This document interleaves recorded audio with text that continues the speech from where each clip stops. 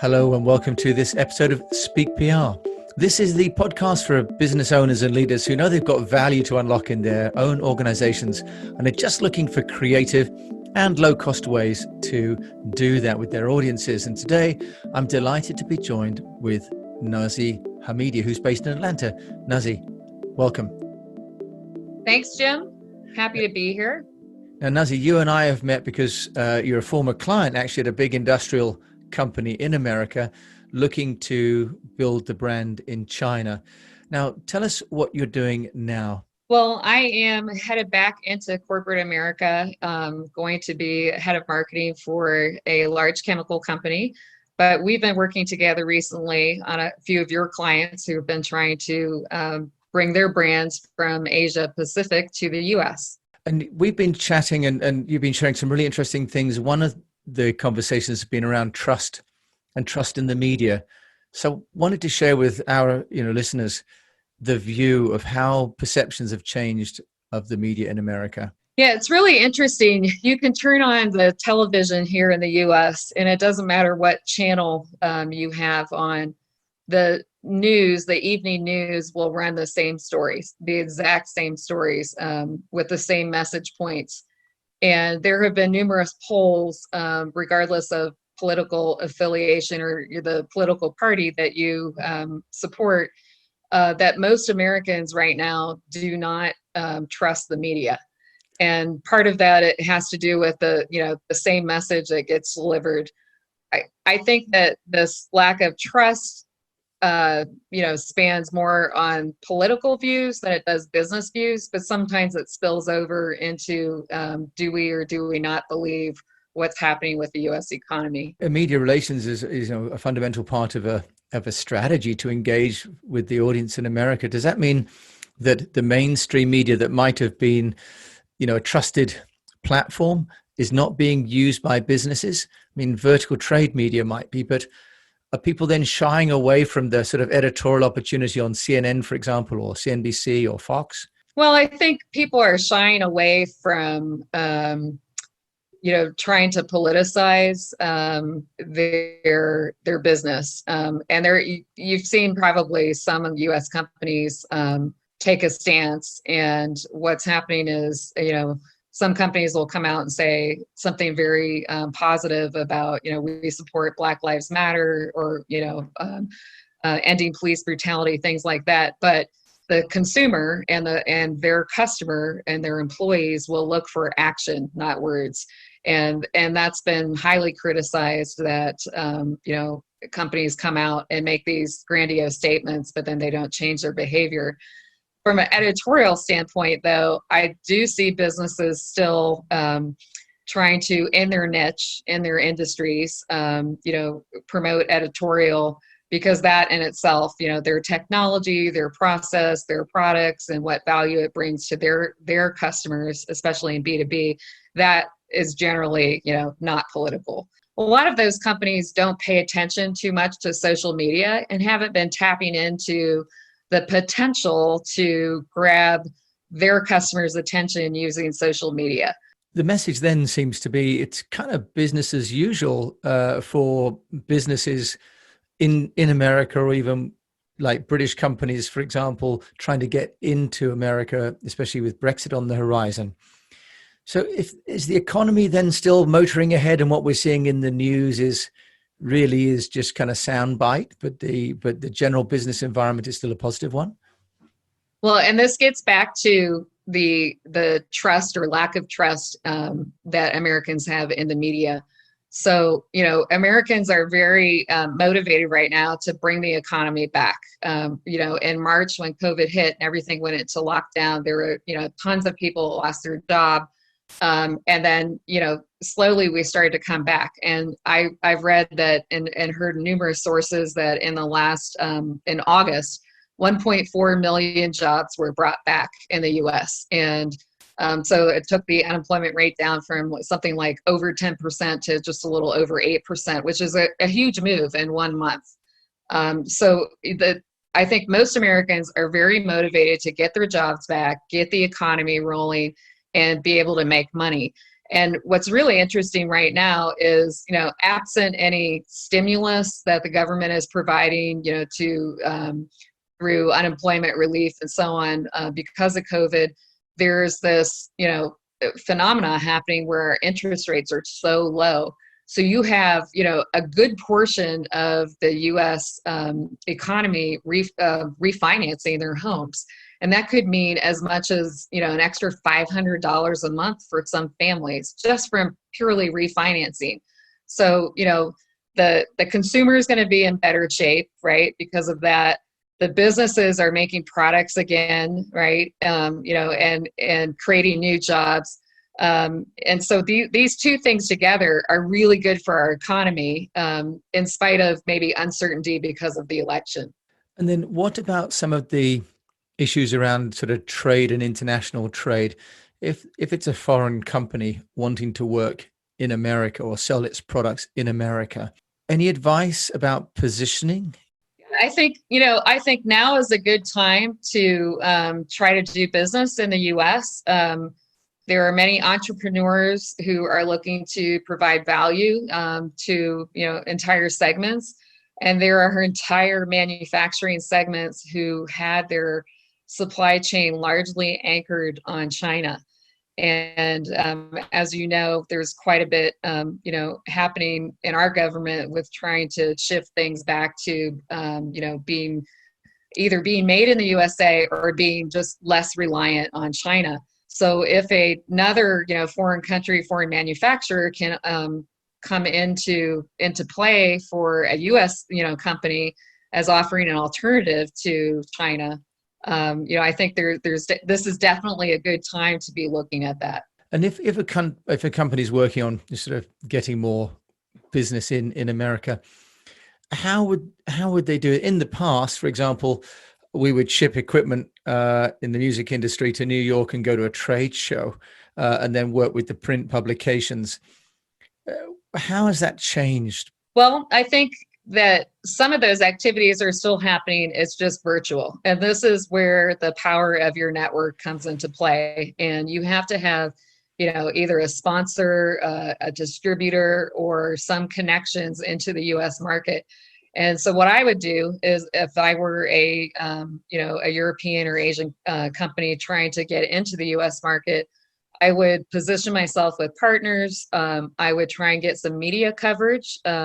So maybe the printed publications are no longer, but many of them still are printing things, and they're also having a great online following. And then there are trade shows that they would originally, usually sponsor are now going virtual. And so this is a brand new field for everybody, not only the organizers, but the participants.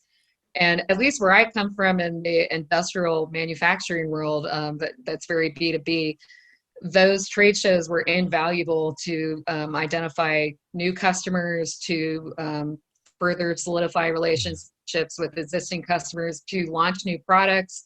A lot of deals, a lot of orders were taken at trade shows. And so this should still go on, but it's just all virtual. And this is where, it's really important that you have great content to put into your virtual booth, a great pitch to talk to your customers about new products and what value it brings to them. And so the virtual show, I think, is going to bring much more focus into content and value than maybe a physical trade show where there's a lot of entertaining each other and a lot of just, kind of talking, schmoozing, eating, and building relationships. I think now we're going to see, content is of utmost importance. People have limited time to be at a virtual trade show because they need to jump to another Zoom call or so on. And so it's going to be really important that your message is succinct and that your materials are clear. And there's a reason for a customer to come meet with you.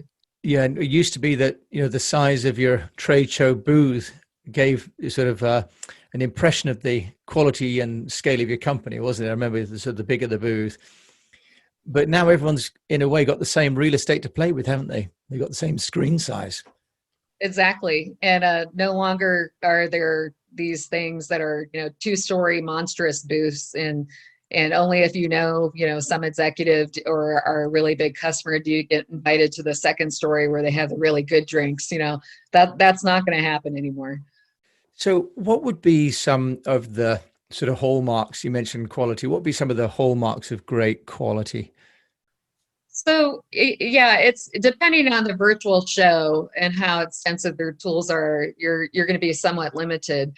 I think the superstars will stand out because of the content, and by content I mean interactive tools that customers can play around with, or demonstration tools that you can use video to demonstrate how the product is used, calculators to show your customers if you're using this product in your process, here it may cost more than the competitor's product, but it's going to actually save you money in the long run, right? And run you through that kind of calculation, allow you to put in your own inputs if you were to use that product.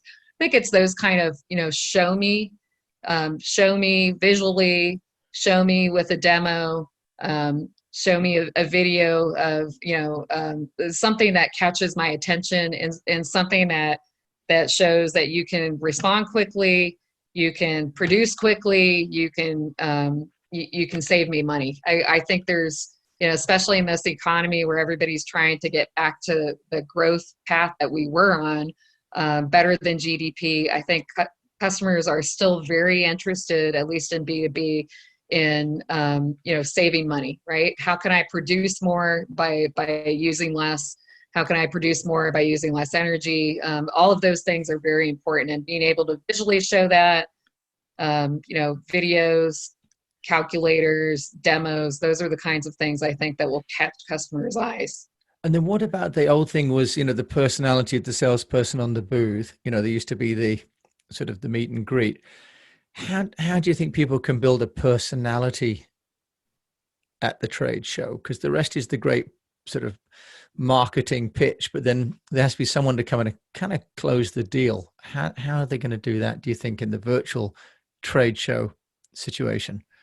So we still need those people, right? We all have sales teams where there's a couple people that are comfortable talking to strangers, and they're the same people that are usually comfortable cold calling. And I think we still need those people to put them out there during the virtual show to woo people in. But I also think that, we need the heavy hitter on the sales team who is really good at closing deals. I think what you'll see is not as much ordering that happens during a virtual show, because the time is going to be much more limited, to a couple hours on a day here or there, versus 3 days at so I think what you're going to see is the follow-up that happens after the show, and more comparing and contrasting to the different exhibitors that were met at the show. And so that's why I think the skills of the salespeople are still needed, but they have to be comfortable working in a virtual setting and working with virtual demonstration tools, and really showing the value of the products and services. And you mentioned earlier on sort of some key overarching themes. Are there some narratives that people are looking for, particularly in America? You mentioned, for example, things like sustainability or the Black Lives Matter, this social responsibility. So those social drivers, I think most Americans believe in. I think you see them in our news media presented in different ways, but I think if you were to ask most Americans, regardless of their race or gender, most people believe in equality of all Americans, right? And I don't think most people would argue with that. From a sustainability standpoint, there's again it has been for a while high interest in sustainability, but you will find most manufacturers will embrace sustainability if it doesn't cost them more. I think there's still a theme there. I think a B2C company it tends to be more embracing of sustainability than B2B.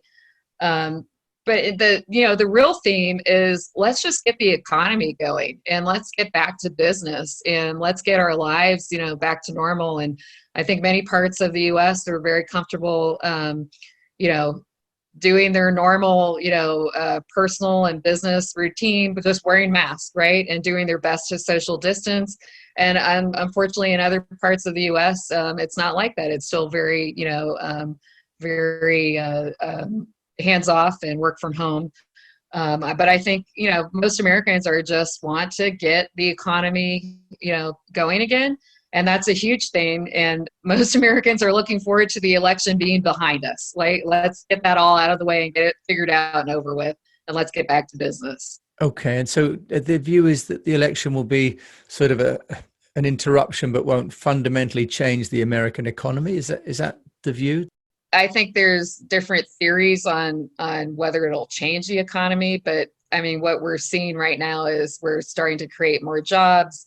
The stock market, is picking back up, although there, may be a little correction here and there. There always is, some kind of pause in our stock market somewhere around the election time. But the theme is most Americans just want to get their life back to normal, right? And get in and keep riding on an economy that is growing, that makes everybody prosperous. And that's really, I think fundamentally most Americans kind of believe in the same thing, right?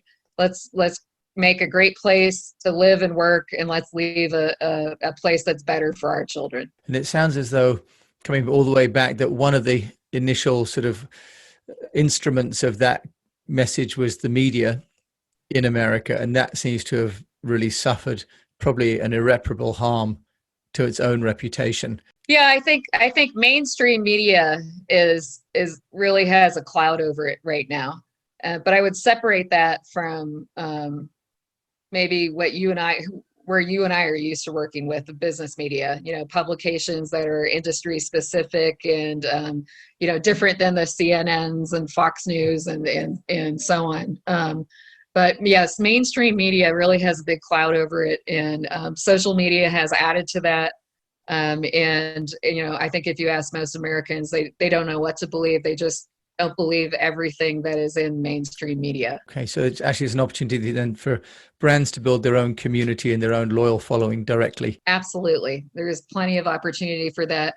And especially with, being virtual, a lot of us working from home, not being able to travel and sit in front of a customer, lots of opportunities, especially for these, industrial B2B businesses who had not built their brand on social media or invested in virtual tools. Now is a great time to do that and to really kind of throw at it what you would have been spending in travel and the face-to-face time. Nazi, it's wonderful to have face-to-face with you, even though it's over Zoom.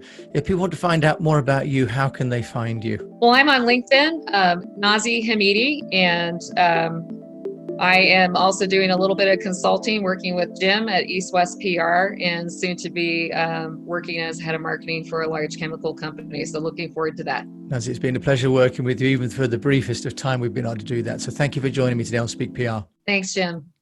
So you've been listening to the Speak PR podcast. Today we've been talking with Nazi Hamidi, who's in Atlanta, really talking about the impact of technology and Corona on virtual trade shows and really the opportunity that still exists in America. Thank you for listening to this episode of Speak PR.